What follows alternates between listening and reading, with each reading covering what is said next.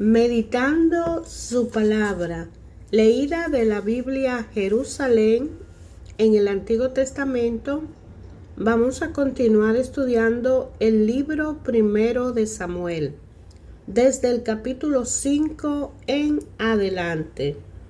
Sinsabores de los filisteos con el arca.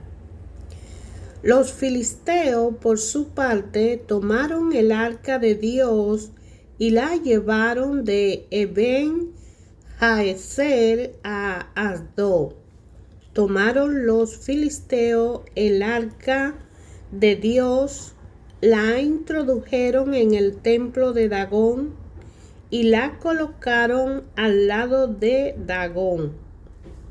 Cuando al día siguiente se levantaron los asdodeos, se encontraron con que Dagón estaba caído de bruces en tierra, delante del arca de Yahvé. Levantaron a Dagón y lo repusieron en su lugar. Pero a la mañana siguiente temprano, Dagón estaba caído de bruces en tierra, delante del arca de Yahvé. La cabeza de Dagón y sus dos manos estaban rotas en el umbral. Solo quedaba el resto del cuerpo. Por eso, en Asdod, los sacerdotes de Dagón y todos los que entran en su templo no pisan el umbral de Dagón hasta el día de hoy. La mano de Yahvé cayó pesadamente sobre los adodeos, hiriéndolos con tumores en Asdod y su cámara. Cuando los vecinos de Asdod vieron lo que sucedía, se dijeron: que no se quede entre nosotros el arca del Dios de Israel, porque su mano se ha endurecido contra nosotros y contra nuestro Dios Dagón. Hirieron pues, decidieron convocar junto a ellos a todos los príncipes de los filisteos y deliberaron sobre lo que debían hacer con el arca del Dios de Israel. La decisión fue: el arca de Dios del Dios de Israel será trasladada a Gad.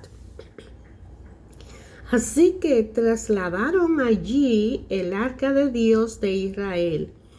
Pero así que la trasladaron, la mano de Yahvé cayó sobre la ciudad, provocando gran terror. Los hombres de la ciudad, desde el más pequeño el más grande, fueron castigados y les salieron tumores. Enviaron entonces el arca de Dios a Ecrón.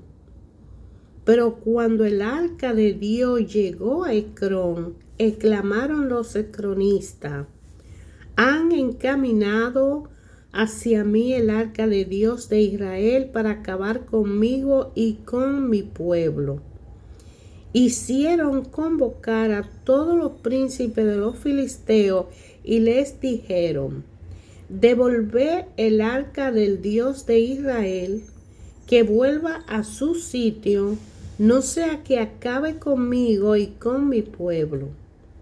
Y es que se había extendido un terror mortal por toda la ciudad, pues había descargado allí duramente la mano de Dios. Los hombres que no murieron fueron atacados de tumores, así que los alaridos de angustia de la ciudad subieron hasta el cielo. 7 meses estuvo el arca de Yahvé en territorio filisteo. Convocaron los filisteos a los sacerdotes y adivinos y le preguntaron: ¿qué debemos hacer con el arca de Yahvé? Hacenos saber cómo la hemos de enviar a su sitio. Ellos respondieron: si queréis devolver el arca del Dios de Israel, no la devolváis de vacío. Ofrecerle una reparación, y entonces sanaréis y sabréis por qué no se ha apartado su mano de vosotros. Preguntaron ellos: ¿qué reparación hemos de ofrecer? Respondieron: conforme al número de los príncipes de los filisteos, 5 tumores de oro y 5 ratas de oro, porque el mismo castigo sufrí vosotros que vuestros príncipes. Haced imágenes de vuestros tumores y vuestras ratas que devastan el país, y da gloria al Dios de Israel. ¿Acaso aligere su mano de sobre nosotros, vuestros dioses y vuestras tierras? ¿Por qué habéis de endurecer vuestro corazón como endurecieron su corazón los egipcios y el faraón? ¿No lo tuvieron que dejar partir después de haberlo dejado malparados?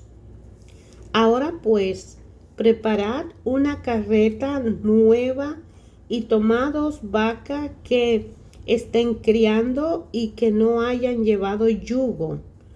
Uncí las vacas a las carretas y hacéis volver sus becerros al establo.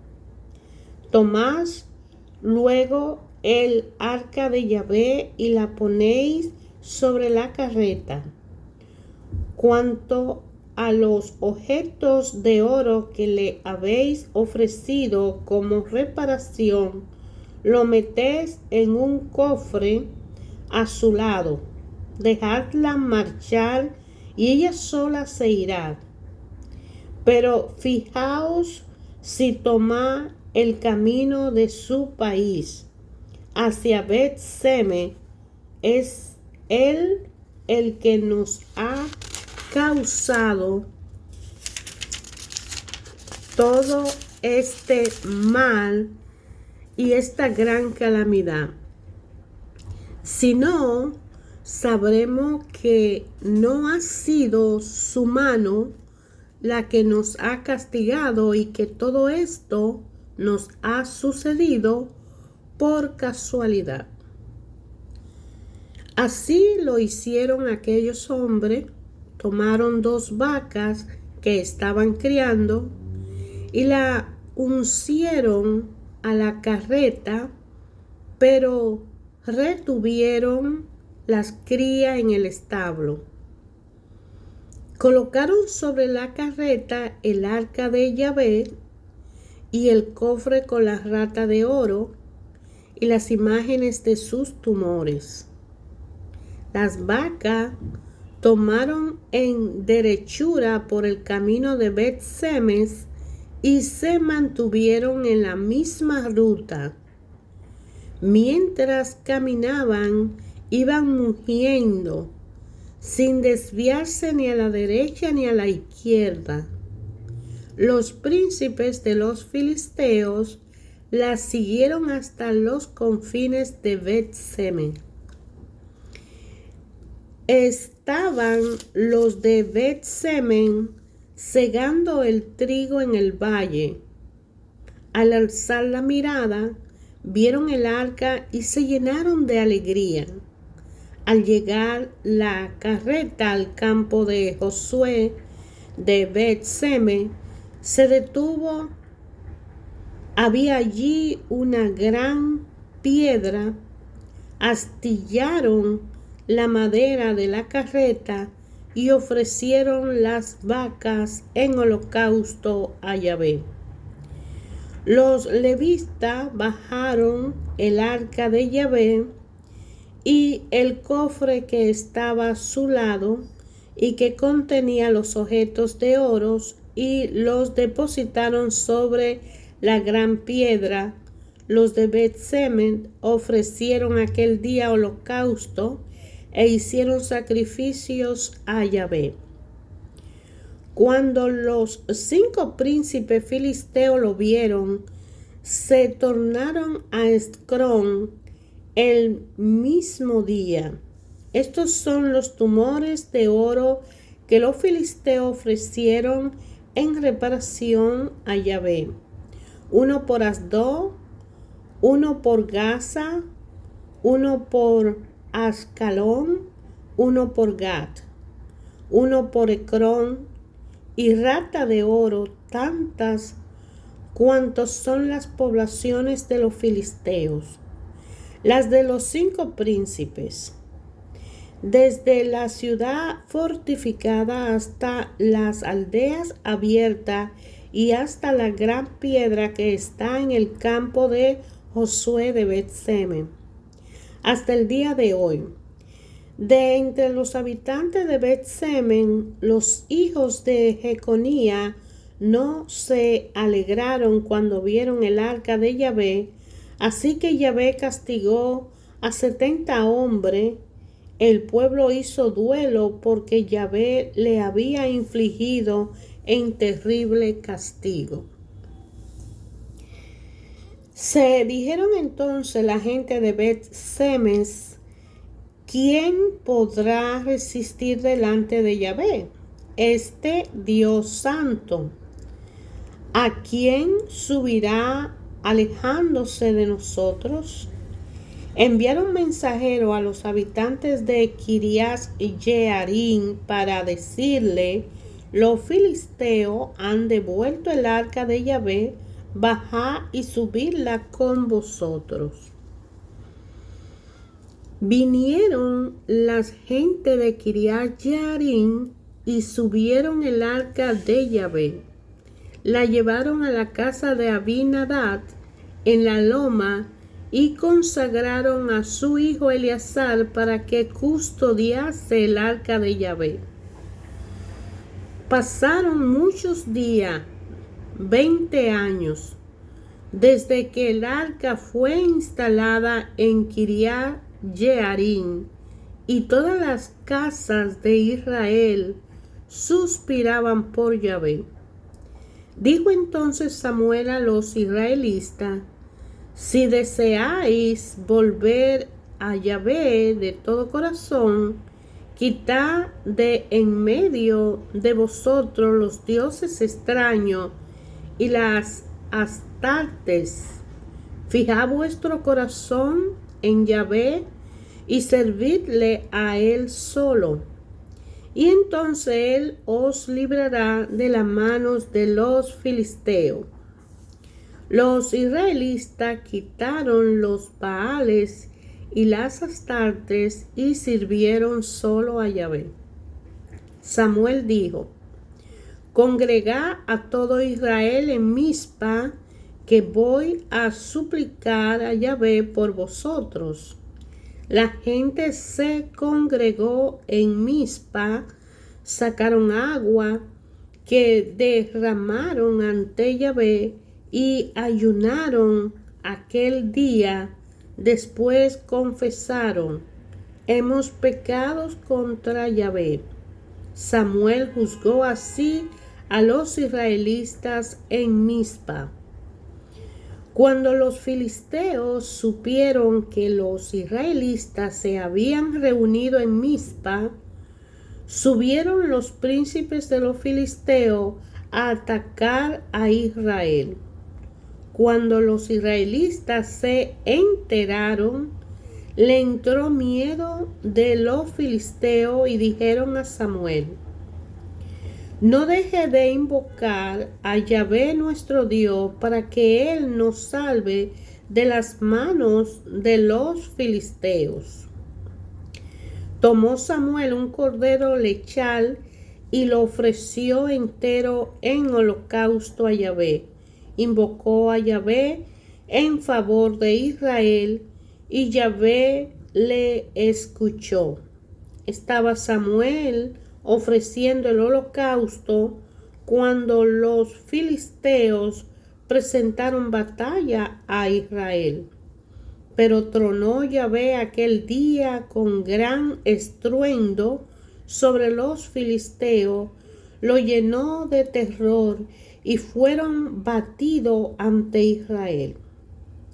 Los hombres de Israel salieron de Mizpa y persiguieron a los filisteos, desbaratándolos hasta más abajo de Bet-car.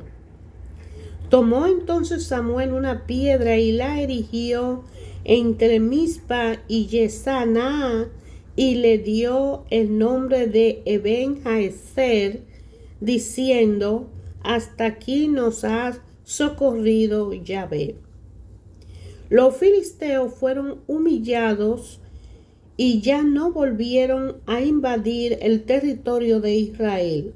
La mano de Yahvé descargó sobre los filisteos durante toda la vida de Samuel. La ciudad que los filisteos habían tomado a los israelitas volvieron a Israel, desde Escrón hasta Gad, de modo que Israel liberó su territorio del dominio de los filisteos. Por otra parte, hubo paz entre Israel y los amorreos. Samuel juzgó a Israel durante toda su vida. Hacía cada año un recorrido por Betel, Gilgal y Mizpa, juzgando a Israel en todos estos lugares. Después se volvía a Ramá, porque allí tenía su casa. Allí juzgaba a Israel y allí había edificado un altar a Yahvé. Cuando Samuel se hizo viejo, puso a sus hijos como jueces de Israel. Su primogénito se llamaba Joel y el segundo Abías. Juzgaban a Israel en Beerseba. Pero sus hijos no siguieron su camino. Fueron atraídos por el lucro, aceptaron regalos y corrompieron el derecho. Se reunieron pues todos los ancianos de Israel y se fueron donde Samuel a Ramat. Le dijeron: mira, tú te has hecho viejo y tus hijos no siguen tu camino. Por tanto, asignadnos un rey para que nos juzgue, como todas las naciones. Disgustó a Samuel que dijeran: danos un rey para que nos juzgue, y oró a Yahvé. Pero Yahvé dijo a Samuel: haz caso a todo lo que el pueblo te dice. En realidad no te rechazan a ti, me están rechazando a mí, pues no quieren que reine sobre ellos. Todo lo que ellos me han hecho desde el día que los saqué de Egipto hasta hoy, abandonándome y sirviendo a otros dioses, se lo han hecho también a ti.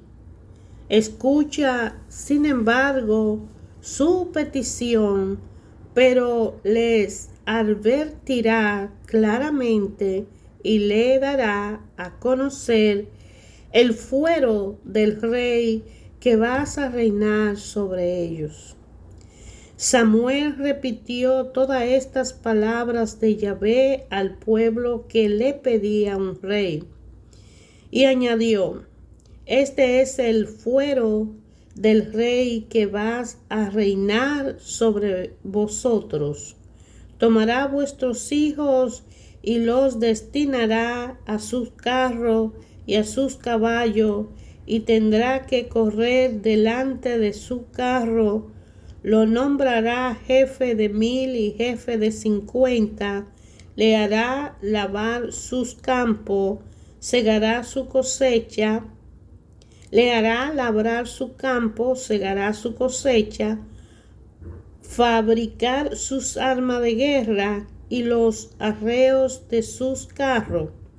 Tomará vuestras hijas para perfumista, cocineras y panadera. Tomará vuestros campos, vuestras viñas y vuestros mejores olivares y se lo dará a sus servidores. Tomará el diezmo de vuestro cultivo y vuestras viñas para dárselo a sus eunucos y a sus servidores. Tomará vuestros criados y criadas y vuestros jóvenes y asnos y lo hará trabajar para él. Tomará el diezmo de vuestro rebaño y vosotros mismos seréis sus criados. Vosotros mismos seréis sus criados. Ese día os lamentaréis a causa del rey que os habéis elegido, pero entonces Yahvé no os responderá. El pueblo no quiso escuchar la voz de Samuel y dijo: no tendremos un rey, y así seremos como los demás pueblos. Nuestro rey no juzgará, irá al frente de nosotros y combatirá nuestros combates. Oyó Samuel todas las palabras del pueblo y las repitió a oído de Yahvé. Pero Yahvé dijo a Samuel: hazle caso y deja que les gobierne un rey. Samuel dijo entonces a los hombres de Israel: volved cada uno a vuestra ciudad. Había un hombre de Benjamín llamado Quis, hijo de Abiel, hijo de Seror, hijo de Becorat, hijo de Afiat. Era benjaminista, un hombre bien situado. Tenía un hijo llamado Saúl, joven, aventajado y apuesto. Nadie entre los israelitas le superaba en gallardía. De los hombros arriba aventajaba a todos. Se había extraviado una asna perteneciente a su padre Quis. Dijo Quis a su hijo Saúl: toma contigo uno de los criados y vete a buscar la asna. Atravesó la montaña de Efraín y cruzó por el territorio de Salisa y no encontraron nada. Atravesaron el país de Saalín, pero no estaban allí. Cruzaron el país de Benjamín y no se encontraron nada. Cuando llegaron a la comarca de Suf, dijo Saúl a su criado que le acompañaba: vamos a volvernos, no sea que mi padre se olvide de la asna y se inquiete por nosotros. Pero él respondió: mira, casualmente hay en esta ciudad un hombre de Dios. Es hombre acreditado. Todo lo que dice se cumple con seguridad. Vamos pues allá y acaso no oriente en nuestro viaje. Saúl dijo a su criado: bien, vamos. Pero ¿qué podemos ofrecer a este hombre? No queda pan en nuestros zurrones y no tenemos ningún regalo que llevar al hombre de Dios. ¿Qué nos queda?, replicó el criado a Saúl. El caso es que tengo en mi poder un cuarto de siclo de plata. Se lo daré al hombre de Dios y nos orientará sobre nuestro viaje. Antes, en Israel, cuando alguien iba a consultar a Dios, decía: vayamos al vidente, porque en vez de profeta, como hoy, antes se decía vidente.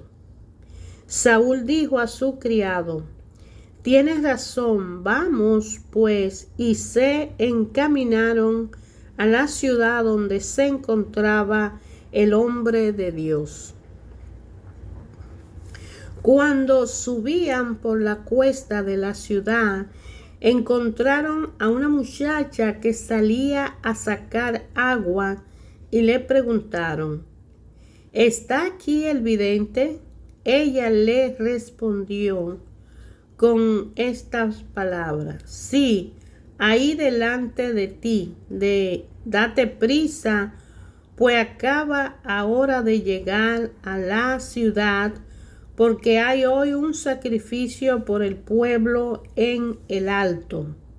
En cuanto entréis en la ciudad, le encontraréis antes de que suba al alto para la comida.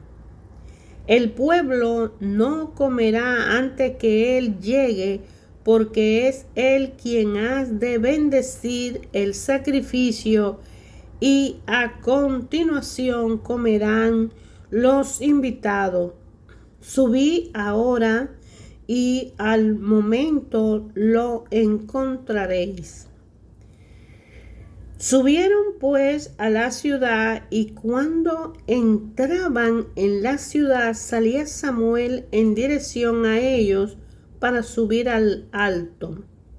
Ahora bien, la víspera de la venida de Saúl, Yahvé había revelado a Samuel: mañana a esta misma hora te enviaré un hombre de la tierra de Benjamín. Lo ungirá como jefe de mi pueblo Israel, para que libere a mi pueblo de las manos de los filisteos, pues he visto la situación de mi pueblo y su clamor ha llegado hasta mí. Cuando Samuel vio a Saúl, Yahvé le indicó: este es el hombre del que te he hablado. Él regirá a mi pueblo. Saúl se acercó a Samuel en medio de la puerta y le dijo: indícame por favor dónde está la casa del vidente. Samuel respondió a Saúl: yo soy el vidente. Sube delante de mí al alto, que hoy comeréis conmigo. Mañana por la mañana te despediré y te descubriré todo lo que hay en tu corazón. No te preocupes por la asna que perdiste hace 3 días, porque ya han aparecido. Por los demás, ¿para quién es lo más preciado de Israel, sino para ti y para la casa de tu padre? Saúl respondió: mira, yo soy de Benjamín, una de las tribus menores de Israel, y mi familia es la más pequeña de la familia de las tribus de Benjamín. ¿Cómo entonces me dice estas cosas? Tomó Samuel a Saúl y a su criado y lo llevó consigo a la sala. Después le dio un asiento a la cabecera de los invitados, que eran unos 30. Samuel dijo al cocinero: sirve la porción que te di, la que te dije que pusiera aparte. Tomó el cocinero la pierna y lo que había encima, lo puso delante de Saúl y dijo: esto es lo que se guardó. Aquí lo tienes, come, porque ha sido reservado para ti como señal, como diciendo: he invitado al pueblo. Aquel día Saúl comió con Samuel. Bajaron del alto a la ciudad. Se extendió una estera para Saúl en el terrado y se acostó. Cuando apuntó el día, llamó Samuel a Saúl en el terrado y le dijo: levántate, porque voy a despedirte. Se levantó Saúl y salieron ambos afuera, Samuel y Saúl. Habían bajado hasta las afueras de la ciudad cuando Samuel dijo a Saúl: manda a tu criado que se adelante, y se adelantó. Y tú quédate ahora para que te dé a conocer las palabras de Dios. Hermanos, la palabra de Dios que Samuel le iba a dar a Saúl era el mensaje de la disposición que él debía tomar para obedecer al Dios de Israel. Hoy, ayer y en el futuro, siempre Dios Padre va a tener una palabra para nosotros que nos va a indicar qué es lo que debemos hacer en lo adelante. Dios Padre habla ayer, hoy y siempre a través de su palabra a todo y cada uno de nosotros directamente y particularmente individual. La palabra de Dios es un alimento diario para cada uno de nosotros y es importante conocer su palabra para poderle conocer a Él. El conocimiento de la palabra nos abre a un aumento en nuestra fe, a una relación personal con Jesucristo, con el Espíritu Santo, con el Padre. Porque mientras más conocemos al amado, más le amamos. Y la Santísima Trinidad en la palabra de Dios, que Padre, Hijo y Espíritu Santo nos ayuda a aumentar nuestra fe, porque al conocerlo y amarlo como Él nos ha amado, al alcanzar ese grado, aceptamos la salvación que ha sido por gracia a través de Jesucristo, su Hijo, que ha sido enviado a nosotros para que todo aquel que crea en Él, pues no se pierda, sino que tenga vida eterna. La historia del libro primero de Samuel nos va a dar a conocer a partir de ahora que el primer rey que Israel obtiene es Saúl, que ha sido aceptado por Dios. El pueblo decide que Dios no lo siga dirigiendo y que tengan un rey como todos los demás pueblos. Y eso, lamentablemente, en lo adelante vamos a ir descubriendo cómo ha sido esta decisión del pueblo.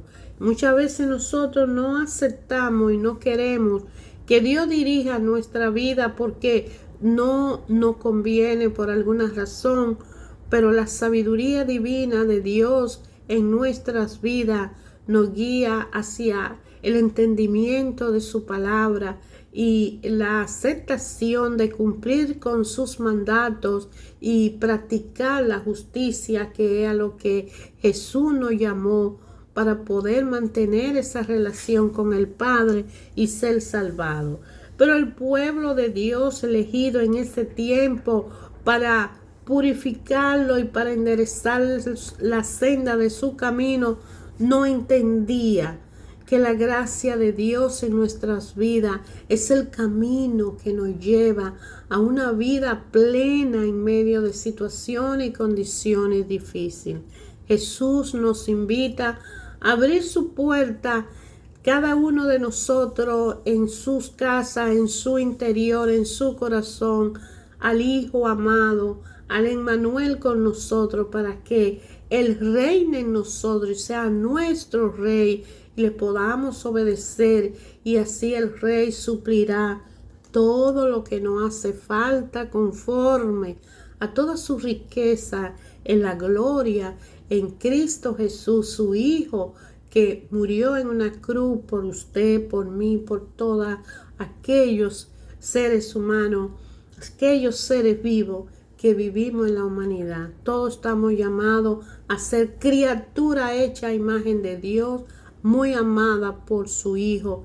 Y por eso es que el Espíritu Santo viene a nuestra vida y nos capacita para que espiritualmente podamos mantener esa relación personal con el Padre, con su Hijo, y cargar con nuestra cruz, y el ligero cargo de nuestra cruz se va a sentir liviano por pesada que sea, porque el Espíritu Santo nos capacitará.